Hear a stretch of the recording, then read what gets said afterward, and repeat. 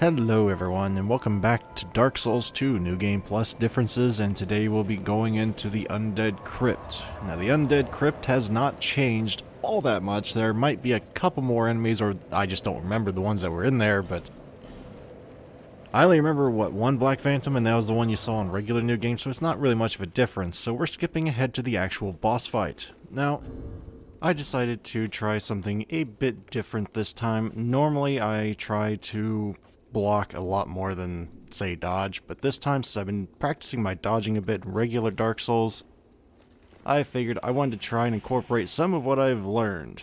So, I don't know if it's really that great of dodging. Velstadt, it turns out, it's quite easy to dodge, but yeah, that would be why for anybody that notices that, yeah, why are you fighting differently? That would be why. Anyway, on to the actual fight here. This fight is actually quite easy to dodge. When I first played this fight, I thought Velstadt was extremely hard to dodge. But this fight, I learned most of his attacks are very easy if you actually are, brave. If you go up there acting like the world is ending and treat the fight as such, it's gonna get a lot harder.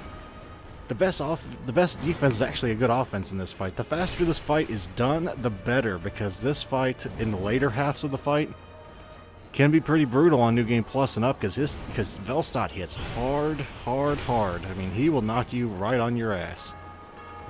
But this is a good opportunity. The first time he does this, in my experiences, is not an attack, but you don't want to stay behind him forever. If you stay behind him after he gets back up, whoosh. Yeah, that's thankfully very easy to dodge by a simple back roll backwards. That made sense. A roll backwards. And I think this is around the point where I just went, you know what, I can dodge all this. I can do it. Don't worry, man. Anybody knows my normal thought process is, don't quite normally go down that route. Don't quite go down that avenue. But because Bloodborne's, right around the corner, I figure all the more experience I have trying to dodge and getting used to it, the better. Beyond that, he hits hard, and that's pretty much it. He hits hard. He's not really dangerous. I guess you could say he's a little bit more tricky than, say, Dragon Rider, because he actually has some form of magic. But the magic isn't really the dangerous part. The dangerous part is just getting hit by that behemoth. I mean, look at him. He's freaking huge, and he has a huge weapon. Not the biggest weapon in the Souls games, I'll grant you, but I mean, that thing can do some serious damage. Look at it. I think that also ups his damage, that little buff he has on him now. I don't know if it does, but it seems like it. I should probably get off of I think onto actually I know.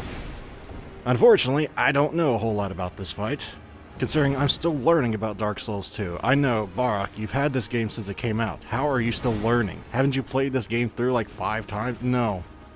No, this is... Anything you see that I do on YouTube, that's how far I am in Dark Souls 2. This is only my second run through Dark Souls 2, so I'm still learning. I like being new. It's once I get the game on lockdown, it gets a little more boring, so I try and extend that time as much as possible.